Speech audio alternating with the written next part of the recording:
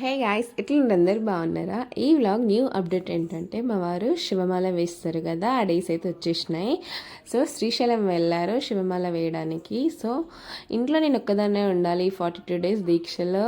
And ఇల్లంతా clean చేసేసుకోవాలి, daily ముగ్గేసేసుకోవాలి, ఇవన్నీ ఉంటాయి కదా కామన్. సో ఇవన్నీ చేసేసేయాలి, ఎర్లీగా లేవాలి, తెల్లవారేసరికి ముందే ఇంట్లో పూజ అయిపోవాలి. సో ఇంకా ఎర్లీగా లేవడం అయితే స్టార్ట్ చేసేసిన. మా చెట్టుకు పూలు కాస్తే మంచిగా తెంపుకొచ్చిన. అండ్ పటాలన్నీ క్లీన్ చేసేసుకొని దేవుని దగ్గర అయితే పూలు పెట్టేసిన. హ్యాపీగా పూజ చేసేసుకున్నా మంచిగా. అండ్ నాకు ఎగ్జామ్స్కి టైం అవుతుందని తొందర అవుతుంది ఇక్కడ పనులన్నీ. మా వారు ఎప్పుడు వస్తారా అని చూస్తున్నాను నేను. శ్రీశైలం నుంచి మాల వేసుకున్నారు కదా, చూడాలనిపిస్తుంటుంది.